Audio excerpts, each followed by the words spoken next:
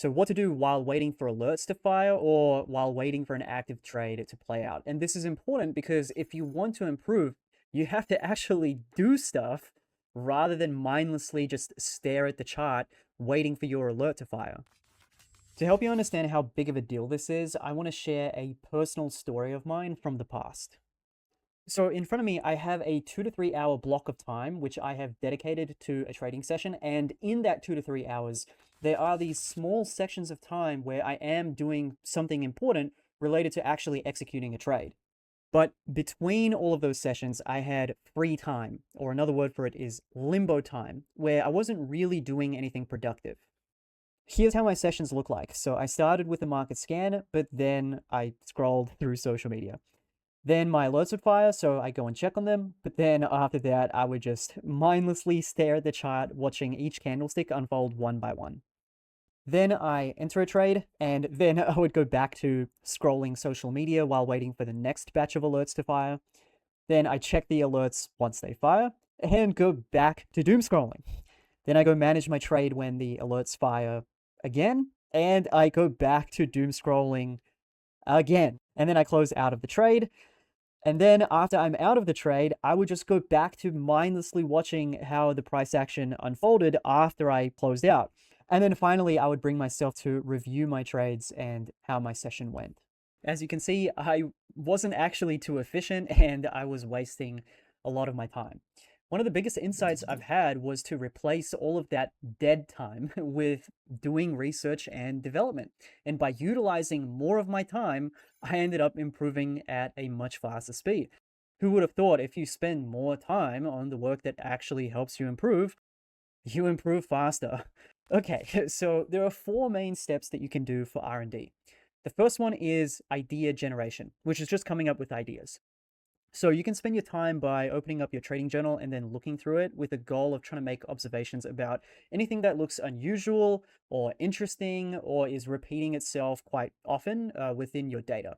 You can also reach out and talk to other traders and get inspiration from them. I would actually say that like a huge percentage of my ideas have come from other people rather than my own intuition. So this one is highly underrated in my opinion. You can also consume trading related content like YouTube videos or podcasts. And then after you've got an idea, the next step is to go and collect some data on that idea. So how this looks like for me is I'm going to need to pick a start and an end date, right? Because I can't collect an infinite amount of data. I have to pick a certain window of time from when am I going to be collecting data from. Then after that, I'm going to have to decide on what data specifically am I going to be tracking or collecting. And the most basic version of this is just looking at when a specific event happened, and that event is going to be based on my idea, and what result happened after that specific event occurred.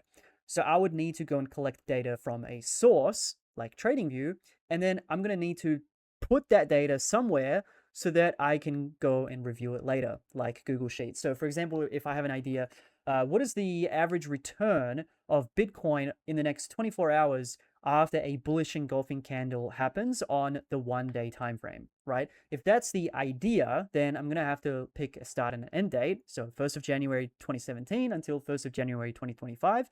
Then I go and grab all of the data from every single time, like when did every single bullish engulfing candle happen during that specified window of time. I'm going to have to throw all of that data into a spreadsheet, and then I can go and review, like, how does that data actually look like later.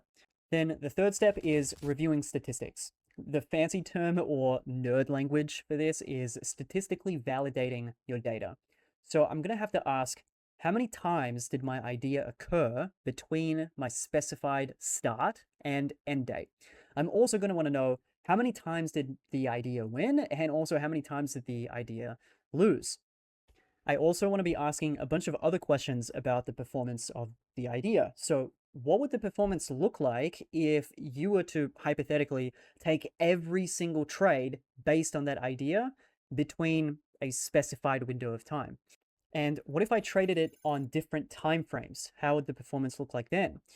What if I traded it in different markets? And what if I traded it during completely different windows of time? So checking like the year by year performance of an idea.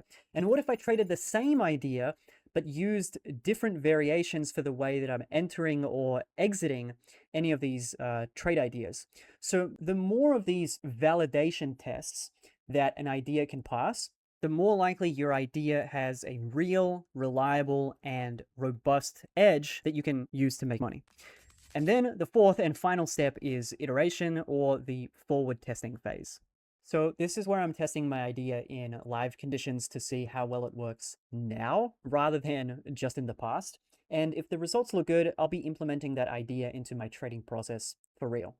So how this usually looks like is I'll start trading the idea with a small amount of risk just to collect a sample of data.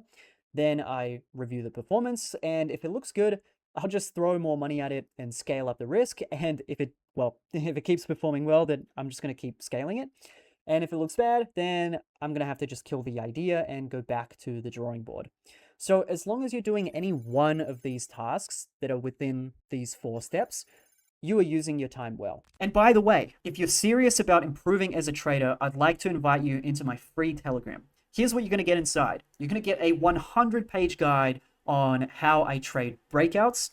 You're also going to get a 214-page guide on how I trade reversals. And by the way, these 2 guides, I go really, really in depth with the strategies, with the theory, with the logic, and also I include like total combined within these 2 guides, there's more than 75 trade screenshots for you to study, like through just continuous repetition, and it's going to help you train that pattern recognition of seeing the exact same thing happen over and over again.